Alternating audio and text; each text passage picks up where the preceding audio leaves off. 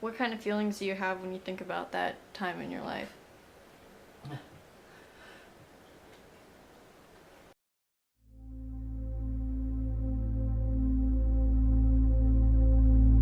My childhood was pretty rough. I grew up in severe poverty. My dad was a dictator. My mom was a screamer. I picked up a lot of that myself. But I was the oldest daughter, and I pretty much became the mother to my other younger siblings. It's caused a lot of problems for me, learning how to be who I need to be. But I have God, and He's helped me along the way a lot. Let's start with the events leading up to Shane. I met this guy who was out of the service. He was 21.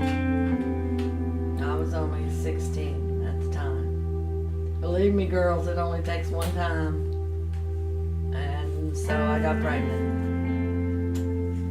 I was terrified. I was scared to death because of the way my mom and dad were. I thought that I was going to have to pack up and leave. They wouldn't want me at the house anyway. One of my sisters was talking to my grandmother, and she was bragging about me, I guess. And my sister knew about it, so she told on me. So I got a phone call that day to come and talk to my grandmother, and I knew what I was going to talk to her about, and I just decided that I was going to tell the truth. Christopher, Shane, Barty is what we named him. It wasn't long after Shane was born that I left home. It wasn't so easy to walk out the door and leave my son behind, but it was easy enough because I knew that he just kind of replaced the baby that my mama lost. So now I'm on my own. I'm working my job. I'm living in my little place. And there was so much walking. I had to walk to work. And every day I would travel the same path.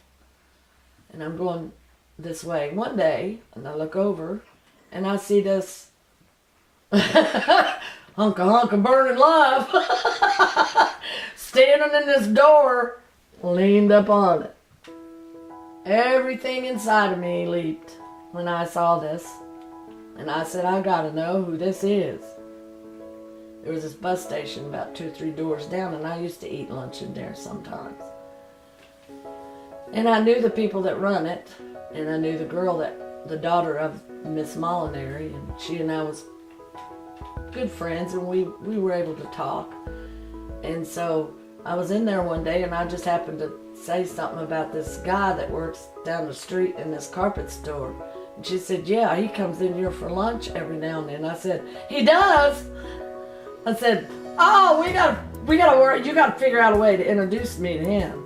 And she walked me over and she introduced me to him, and that was it for me. And a week later, I'm coming to Maryland with him. His name was Mitchell and Rose. I didn't know at the time, but he was married, but his wife had walked out on him. I didn't know that? No, I didn't know. Like, what made you just like up and leave with someone that was... I had my mind made up the moment that I met him.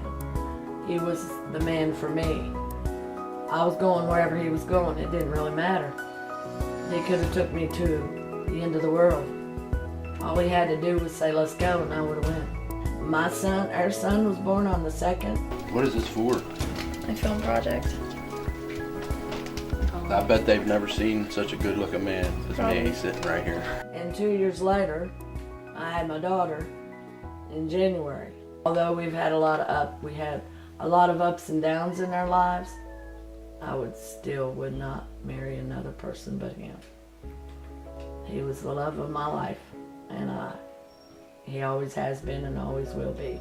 There'll never be another like him. In 2008 was probably the most tragic year of my life. Everything that could fall apart has. I lost my husband, a foster daughter, my job, my home, and I lost my health. My life has been going through a lot, but I'm still here. I'm still alive and I'm still kicking.